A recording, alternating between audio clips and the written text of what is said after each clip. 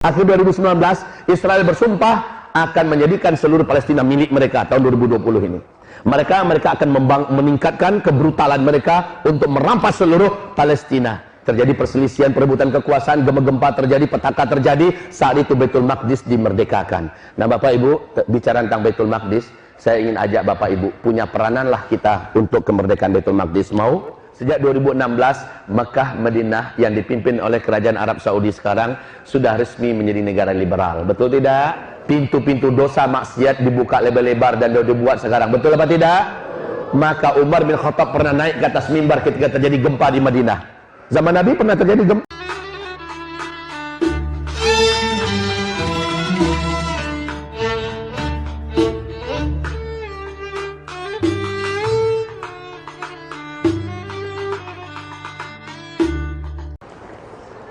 Gimana Bu?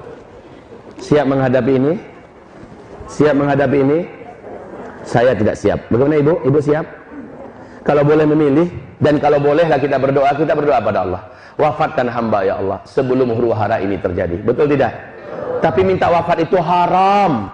Tak boleh minta wafat, boleh minta mati kepada Allah. Yang benar adalah, ya Allah, bila Engkau melihat hidup hamba ini ke depan masih baik, iman hamba masih terjaga, maka izinkan hamba terus melanjutkan hidup ini dalam ketakwaan dan ketaatan kepada Engkau. Tapi bila Engkau mengetahui dan Engkau yang maha tahu, bila hidup ini ke depan bahaya buat iman hamba, bahaya buat agama hamba, bahaya buat masa depan akhirat hamba, maka izinkan hamba meninggalkan dunia ini sebelum huru hara yang menghancurkan iman hamba itu terjadi. Itu doanya boleh. Tapi doa matikan saya sekarang ya Allah, nggak boleh. Anak gadis kecil saya waktu itu masih kelas 5 SD, mungkin karena seringnya dengar ceramah saya tentang dukhon ya, hantaman meteor. Dia berdoa, doanya itu terdengar oleh kami suami istri, membuat kami ketawa. Apa kata doa anak gadis saya? Ya Allah, jatuhkanlah meteor tepat di atas rumah kami ya Allah, sehingga kami syahid semuanya serentak sekeluarga ya Allah. Iya, anak kecil. Sekarang beliau sudah menjadi gadis, alhamdulillah. Baik kaum muslimin, hamba-hamba Allah. Jadi, apalagi di ujung di antara kekacauan ini, kabar gembira terjadi.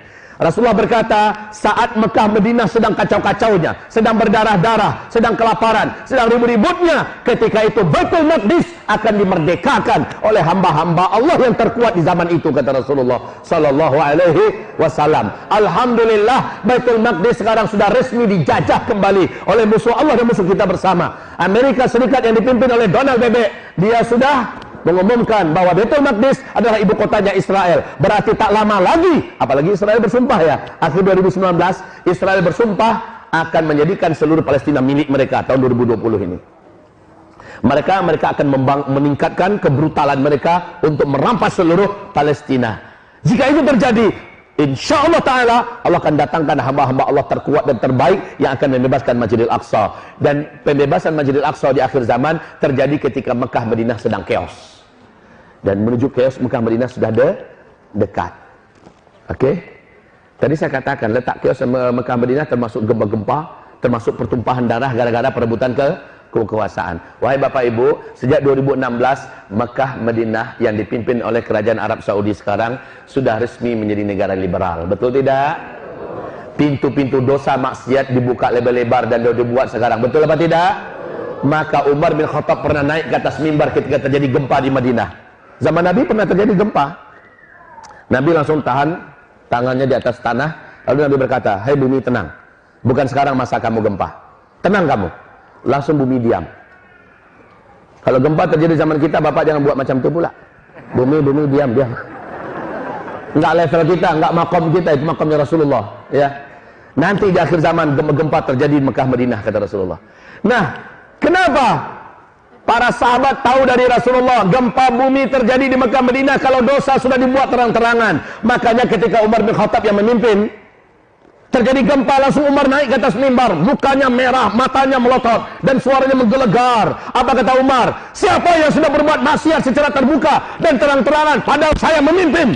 Dia menganggap dia gagal memimpin, karena pemimpin itu harus menghentikan dosa dan maksiat. Sekarang gempa terjadi, pertanda ada yang berbuat dosa maksiat terbuka dan terang-terangan. Sementara dia masih hidup. Dia bersumpah, demi Allah, saya akan ketatkan lagi pemerintahan ini. Saya akan kawal betul jangan ada maksiat dan dosa yang dibuat. Itu tugas utama pemimpin adalah jangan sampai ada maksiat dan dosa. Ini malah pemimpin memfasilitasi.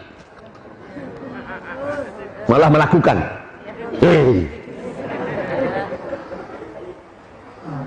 Wahai Bapak Ibu, seluruh sahabat yakin gempa Mekah Madinah itu terjadi ketika maksiat, dan maksiat di Mekah Madinah untuk sejak 2016 sampai sekarang sudah resmi dibuat. Konser musik raksasa dibuat di Madinah Al-Munawwarah. Bahkan di Mekah juga sudah masuk dosa dan maksiat. Ketangkap oleh warga dan masyarakat. Lagi ada pesta kendurian pernikahan kaum gay di Mekah. Apa sekarang yang tidak dibuat? Na'udzubillah ya Allah. Wahai kaum muslimin, jadi jangan heran kalau gempa tak lama lagi akan terjadi perselisihan, perebutan kekuasaan, gempa terjadi, petaka terjadi. Saat itu Baitul Maqdis dimerdekakan. Nah Bapak Ibu, bicara tentang Baitul Maqdis, saya ingin ajak Bapak Ibu, punya perananlah kita untuk kemerdekaan Baitul Maqdis. Mau? Siap? Apa caranya? Rasul mengatakan, al-imanu fi akhir zaman di Syam. Iman itu di akhir zaman adalah di negeri Syam. Siapa saja orang-orang beriman, hatinya pasti terpaut ke Syam. Wasyamu bi Palestin, wasyamu bi Palestin. Jantung Syam itu adalah Baitul Maqdis. Siapa yang peduli ke sana, yang hatinya tertuntun ke sana, jiwanya terpaut ke sana, pembelaannya diberikan ke sana, dia adalah orang-orang beriman. Tapi siapa yang cuek dengan Syam, siapa yang tidak peduli dengan Baitul Maqdis, siapa yang tidak bela Baitul Maqdis dan kaum muslimin di Palestina, demi Allah, dia bukan orang yang beriman. Maka Bapak Ibu, ketika Israel umumkan di akhir 2019, Palestina 2020 akan mereka rampas seluruhnya jadi milik mereka. Sementara kita hidup, kita masih ada dan kita mendengar. Apakah kita akan menyaksikan tanpa ada pembelaan dari kita, atau kita akan bela bersama-sama? Bapak Ibu pilih diam atau bela? Bela atau diam? Sekarang atau besok? Sekarang apa yang bisa kita lakukan? Kita doa sebentar lagi. Terus apa lagi? Nggak cukup doa. Harus ada jantung yang paling Bapak sukai dan cintai dalam hidup ini, Bapak serahkan untuk Palestina.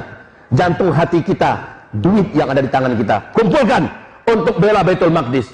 Sebenarnya besok ini, kalaulah Bapak Anies Baswedan tidak berikan surat resmi kepada panitia, kita tanggal 21 besok, hari Sabtu, mulai dari jam 3 dini hari sampai jam 9, di lapangan Monas akan melakukan Isra Mi'raj terakbar di seluruh dunia dalam rangka bela Baitul Maqdis. Tetapi ada seruan, dan kita indahkan seruan ini, pending dulu. Ya, tetap kita akan lakukan, dan 2020 ini kita akan maksimalkan pembelaan kita kepada Baitul Maqdis dengan apapun yang kita punya, apapun yang kita bisa. Setuju Bapak Ibu? Baik, sekarang wahai Bapak Ibu, seluruhnya bergerak. Rogoh kantongnya masing-masing. Ya Allah, ini untuk Baitul Maqdis. Ya Allah, ini untuk perjuangan pembebasan Baitul Maqdis. Ini bukti kami beriman kepada Engkau ya Allah. Ini bukti kami cinta kepada Syam. Ini bukti kami peduli dengan Al-Aqsa ya Rabbal Alamin.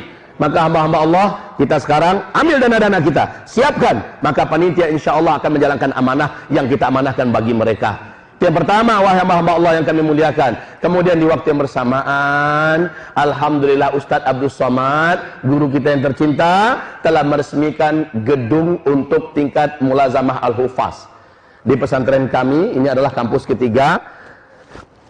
Gedung ini telah selesai dalam hanya 1 tahun lebih 1 bulan. 12 kali 40 kali 3 lantai. Alhamdulillah selesai dengan sempurna dengan izin Allah Subhanahu wa taala. Tahu enggak Bapak Ibu siapa yang menghuni gedung itu sekarang, dan pahalanya sudah mengalir kepada setiap kaum muslimin yang ikut menyumbang.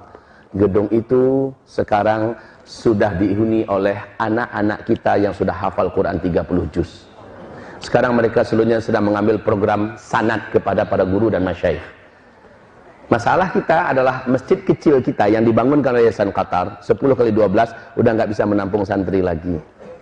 Ditambah warga yang mulai merapat sholat dan melakukan aktivitas keagamaan di tempat kita makin nggak muat, Maka wahai Bapak Ibu yang kami muliakan, Juni nanti 120 murid akan masuk lagi. Tadi mana taruhnya mereka untuk sholat?